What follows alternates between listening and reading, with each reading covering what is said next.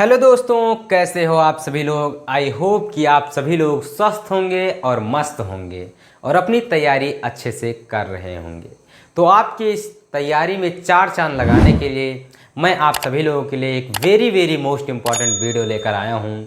जैसा कि आपने देखा था, पिछले वीडियो में मैंने आप सभी लोगों को बताया था 7वें लेसन अल्कोहल, फिनॉल तथा ईथर के मोस्ट इम्पॉर्टेंट रिएक्शन को लेकर आया था। आज मैं आप सभी लोगों को इस वीडियो में 8वें लेसन एल्डिहाइड, कीटोन तथा कार्बोक्सिलिक अम्ल के वेरी मोस्ट इम्पॉर्टेंट रिएक्शन को लेकर आया हूँ। इस वीडियो में मैं आज आप सभी लोगों को एल्डिहाइड के निर्माण की विधि बताने वाला हूँ, कितने प्रकार से आप एल्डिहाइड को प्राप्त कर सकते हैं।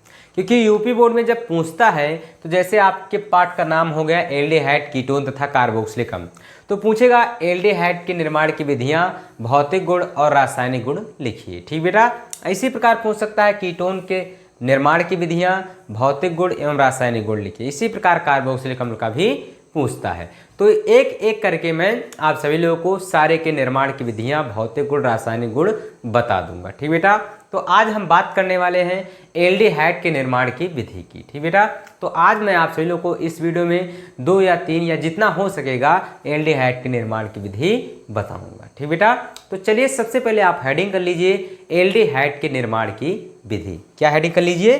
एल्डिहाइड के निर्माण की विधि।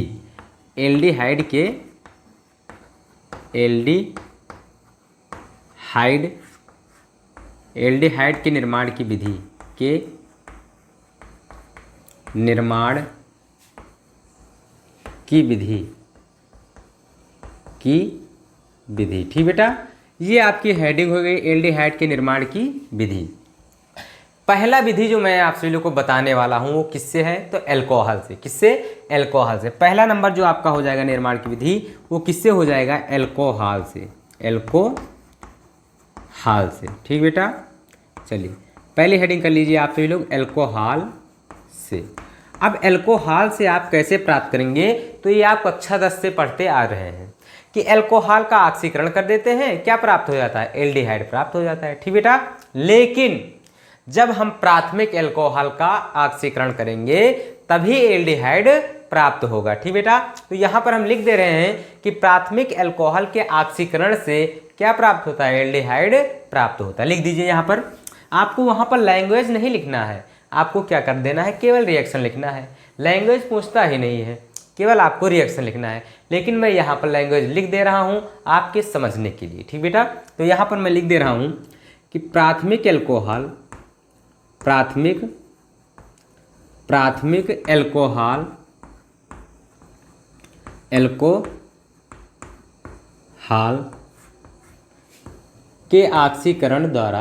के ऑक्सीकरण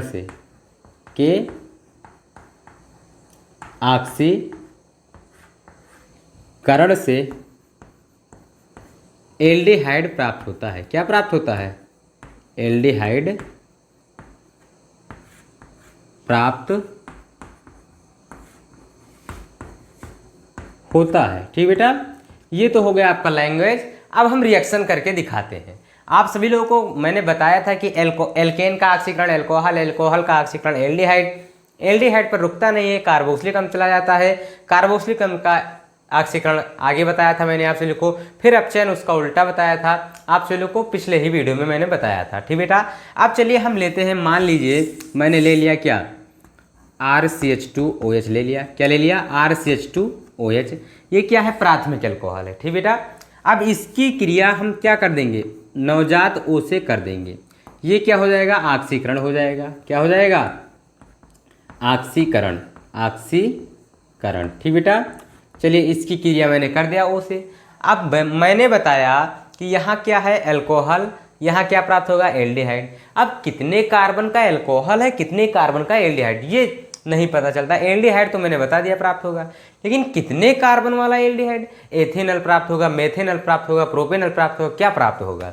तो कुछ नहीं करना है, आपको यहाँ पर देखना है कि कितने कार्बन वाला अल्कोहल है। अगर 1 कार्बन वाला अल्कोहल तो 1 कार्बन वाला एल्डिहाइड, अगर 2 कार्बन वाला अल्कोहल तो 2 कार्बन वाला एल्डिहाइड। ठीक बेटा, तो यहाँ देखिए 1 कार्बन आपको दिख रहा है और तो बाकी R है।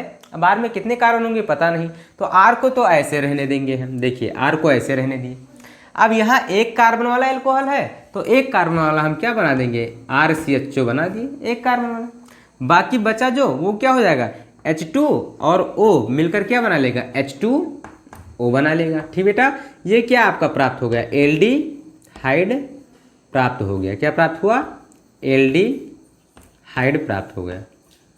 ठीक बेटा, ये आपका एल्डिहाइड प्राप्त हो गया। हम निर्माण की विधि किसकी पढ़ रहे थे, तो एल्डिहाइड के निर्माण की विधि। तो पहले रिएक्शन जो थी वो पहला प्रकार आपका प्राप्त हो गया। ठीक बेटा, तो यहाँ पर देखिए एक प्रकार से एल्डिहाइड आपने प्राप्त कर लिया। क्या किया मैंने, एल्कोहल लिया, कौन सा एल्कोहल, प्राथमिक एल्कोहल। अच्छा, प्राथमिक एल्कोहल कहते किसे हैं, तो जब एल्कोहल ग्रुप जिस कार्बन से जुड़ा है वो कार्बन यदि एक कार्बन परमाणु से जुड़ा हुआ है तो उसे हम कहते हैं प्राथमिक। यदि वो कार्बन, जैसे यहाँ पर देखिए ये है इस कार्बन से जुड़ा हुआ है, अब ये कार्बन इस तरफ केवल एक कार्बन से जुड़ सकता है तो ये क्या हो जाएगा, 1 डिग्री हो जाएगा।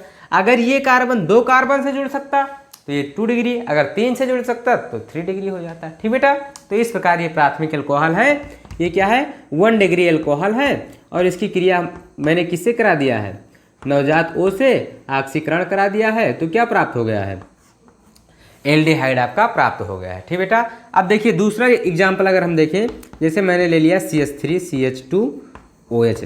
अब R के स्थान पर मैंने क्या रख दिया, CH3 रख दिया। आप भी रख सकते थे CH3 CH2 C2H5 C3H7 कुछ भी रख सकते थे। R के स्थान पर आप कुछ भी रख सकते हैं। यहाँ पर देखिए नवजात O ले लिया, ऊपर ऑक्सीकरण लिख सकते हैं, ऑक्सीकरण कराने पर ऑक्सीकरण। अब देखिए आगे क्या होगा, एक और एक 2 कार्बन वाला एल्कोहल है तो क्या प्राप्त हो जाएगा, 2 कार्बन वाला एल्डिहाइड प्राप्त हो जाएगा। तो यहाँ पर देख लीजिए CH3 हो गया, CHO हो गया और प्लस में क्या निकल जाएगा, H2O निकल जाएगा। बस कोई दिक्कत नहीं, वेरी इजी रिएक्शन है, आपको केवल अच्छे से एक बार देख लेना है। ठीक बेटा, तो ये हो गया आपका एल्कोहल से एल्डिहाइड के निर्माण की विधि। अब हम बात करते हैं दूसरा जो है वेरी वेरी मोस्ट इंपॉर्टेंट है, आप उसे अच्छे से तैयार कर लीजिएगा। ठीक बेटा, क्या है वो, रोजेनमुंड। क्या है, रोजेनमुंड अभिक्रिया द्वारा। आप इसे स्क्रीनशॉट कर लीजिए, हम आप सभी को दूसरी मेथड बताते हैं। चलिए दूसरा विधि जो है वो किससे है, तो रोजेनमुंड द्वारा, रोजेनमुंड अभिक्रिया द्वारा, या आप कह सकते हैं एसिटिलीन एसिटल क्लोराइड से। किससे, एसिटल क्लोराइड से। दूसरा नंबर जो है आपका वो क्या है, एसिटल क्लोराइड से, एसिटल क्लोराइड से, क्लोराइड से। देखिए वेरी इजी है, कुछ आपको नहीं करना है। फिर करना क्या है, अरे भाई कुछ नहीं करना है आपको। देखिए एसिटिल क्लोराइड आप लेंगे, उसकी क्रिया आप किससे करा देंगे, H2 से करा देंगे। किससे, H2 से करा देंगे। तो यहाँ पर देखिए आप सबसे पहले आप रिएक्शन कीजिए। एसिटिल क्लोराइड की सूत्र क्या होता है, तो CH3COCl, ये होता है एसिटिल क्लोराइड का सूत्र। ठीक बेटा, अब इसकी हम क्या कराएंगे, H2 से क्रिया कराएंगे, यानी हाइड्रोजनीकरण करा देंगे। वो उस ऊपर आप लिख दीजिए क्या, अपचयन। क्या लिख दीजिए, अपचयन। अपचयन मैंने लिख दिया। देखिए कुछ नहीं करना है, हम किसके निर्माण की विधि पढ़ रहे हैं, एल्डिहाइड की। किसके, एल्डिहाइड के। तो CH3 है, CH3 हो जाएगा। अब देखिए यहाँ C है, O है, एक H यहाँ से आकर यहाँ बैठ जाएगा तो क्या हो जाएगा, CHO हो जाएगा। क्या हो जाएगा, CHO।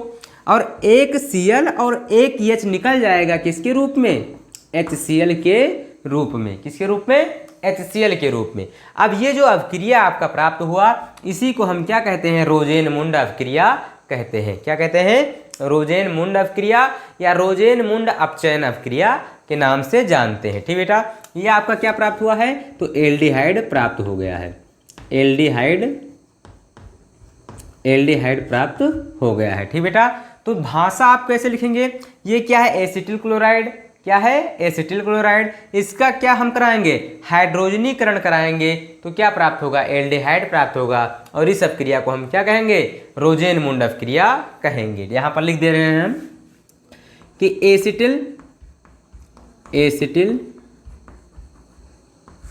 Acetyl chloride acetyl chloride की क्रिया,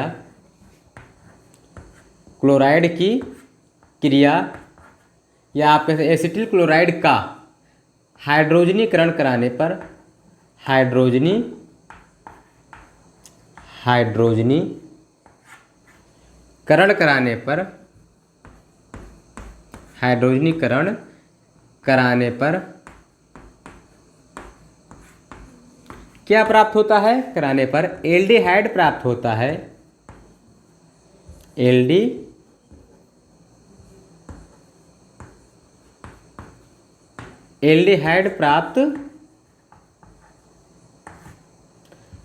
प्राप्त होता है और यह अभिक्रिया क्या कहलाती है? यह अभिक्रिया रोजेनमुंड अभिक्रिया, वेरी वेरी मोस्ट इंपॉर्टेंट है, आप इसे अच्छे से तैयार कर लीजिएगा। और यह रोजेनमुंड अभिक्रिया कहलाती, और यह रोजेनमुंड अभिक्रिया कहलाती है, और यह रोजेनमुंड अभिक्रिया कहलाती है,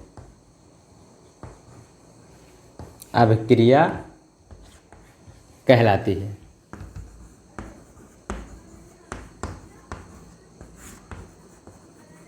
यानी क्या हो गया? एसिटिल क्लोराइड का जब हम क्या कराएंगे, हाइड्रोजनीकरण कराने पर एसिटिल्डिहाइड प्राप्त होता है और यह अभिक्रिया क्या कहलाती है? रोजेनमुंड अभिक्रिया कहलाती है। और यह अभिक्रिया रोजेनमुंड अभिक्रिया, यहाँ पर आप एक बार और लिख लीजिए क्या?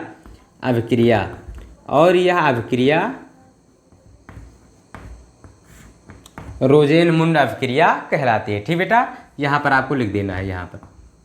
और यह अभिक्रिया रोजेनमुंड अभिक्रिया कहलाती है। वेरी इजी डिफिनेशन मैंने लिखा दिया है। कभी कभी तो ये नेमिंग रिएक्शन में भी पूछ लिया जाता है कि रोजेनमुंड अभिक्रिया किसे कहते हैं या रोजेनमुंड अपचयन अभिक्रिया किसे कहते हैं। तो आपको मिस नहीं करना है, इसे अच्छे से तैयार कर लेना है। यहाँ पर रिएक्शन एक बार फिर से आप समझ लीजिए। क्या हो गया? CH3COCl एसिटिल क्लोराइड लिया गया, H2 से क्रिया करा दिया गया, अपचयन करा दिया गया। हाइड्रोजनीकरण यानी H2 से क्रिया। ठीक बेटा, अब यहाँ पर देखिए एक H यहाँ पर आ गया है तो CHO हो गया है और ये Cl एक H के साथ जुड़कर क्या बना लिया है? HCl बना लिया है। ठीक बेटा, आप इसे स्क्रीनशॉट कीजिए। हम तीसरी विधि इसके निर्माण की बताते हैं। ठीक बेटा, जो कि वेरी वेरी मोस्ट इम्पॉर्टेंट होने वाली। सबसे पहले आप इसे स्क्रीनशॉट कर लीजिए। हम इसे क्या कर देते हैं? रेज कर देते हैं। अगली जो विधि है वो है गाटरमैन अभिक्रिया।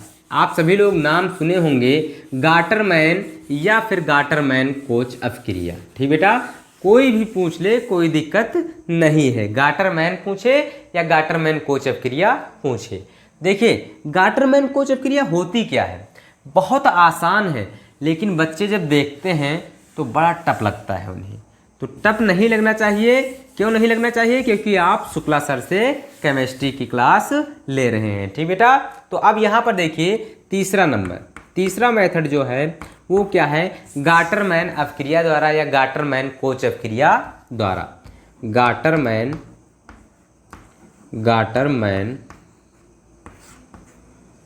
कोच अभिक्रिया द्वारा, कोच अभिक्रिया द्वारा।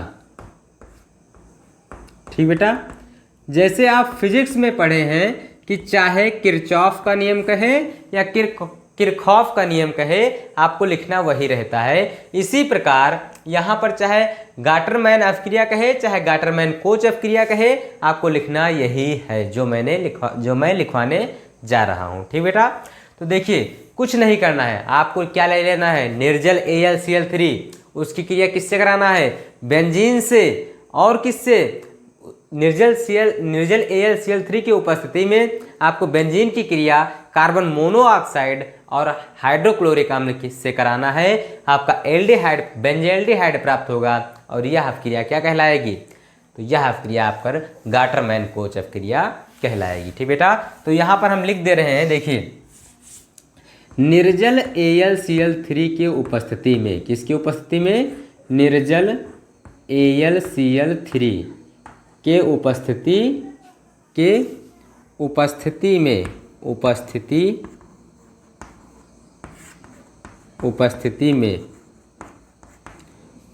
में बेंजीन की क्रिया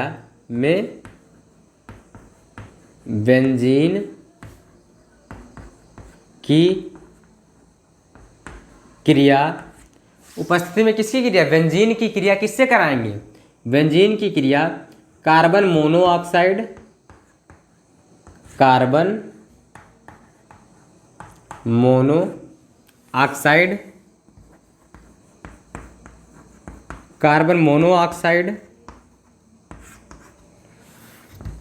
तथा HCl से कराने पर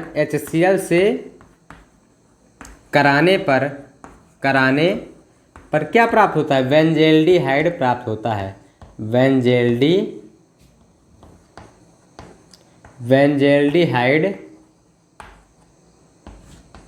प्राप्त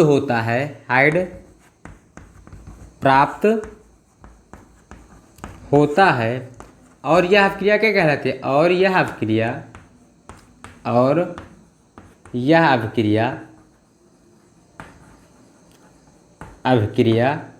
क्या कहलाती है? गाटरमैन-कोच क्या कहलाती है? यह अभिक्रिया गाटरमैन-कोच अभिक्रिया कहलाती है। गाटरमैन-कोच अभिक्रिया कहलाती है। अभिक्रिया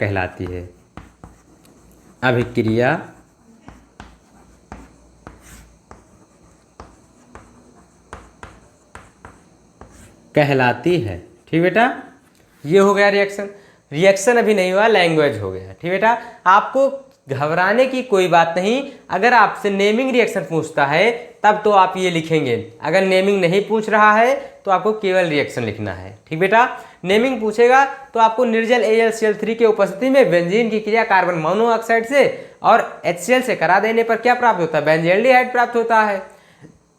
बेंजल्डिहाइड का सूत्र क्या होता है? तो बेंजीन में आपको CHO जोड़ देना है, बेंजल्डिहाइड का सूत्र हो जाएगा। ठीक बेटा, प्राप्त होता है। और यह क्रिया क्या कहलाती है? गाटरमैन-कोच क्रिया या गाटरमैन क्रिया कहलाती है। चलिए, बेंजीन की क्रिया कराना है तो बेंजीन का स्ट्रक्चर हम बना लेते हैं। ये देखिए, बेंजीन का स्ट्रक्चर बना रहे हैं।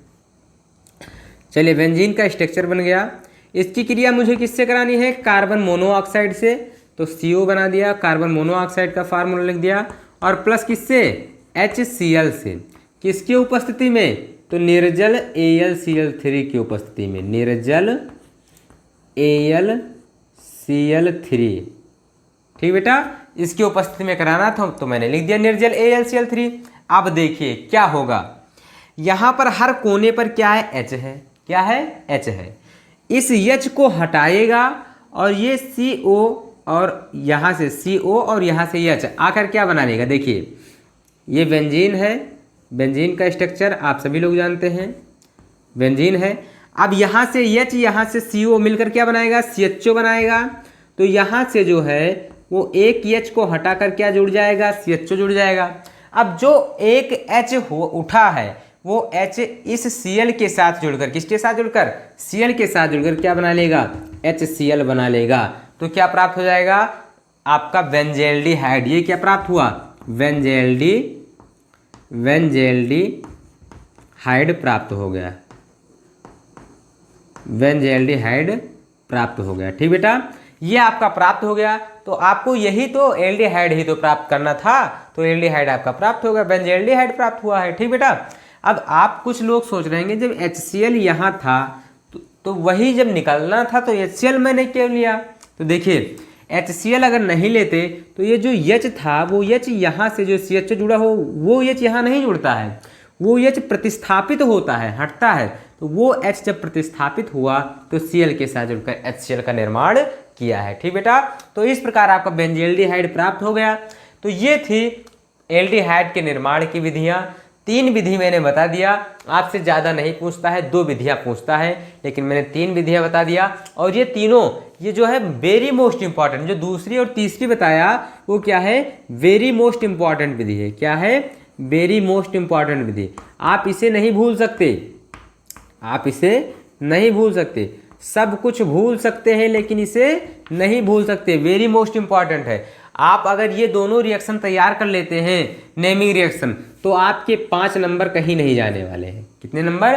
5 नंबर कहीं नहीं जाने वाले, क्योंकि दो नंबर का पूछेगा और फिर 2 नंबर का। नेमिंग रिएक्शन में अगर कहीं भी बाई चांस मान लीजिए ये आ जाता है कि बेंजीन की क्रिया कार्बन मोनोऑक्साइड से और HCl से निर्जल AlCl3 की उपस्थिति में कराते हैं तो क्या प्राप्त होता है? तो एक नंबर आपके यहाँ भी प्राप्त हो जाएंगे। इस प्रकार अगर आप ये दोनों रिएक्शन तैयार करते हैं तो आपके 5 नंबर कहीं नहीं जाने वाले हैं। ठीक बेटा, तो इस प्रकार मैंने आप सभी लोगों को एल्डिहाइड के निर्माण की विधियाँ बता दिया। अगले वीडियो में मैं आप सभी लोगों को इसके गुणधर्म के बारे में बताऊँगा। अब हम मिलते हैं नेक्स्ट वीडियो में मज़ेदार टॉपिक के साथ। तब तक के लिए धन्यवाद।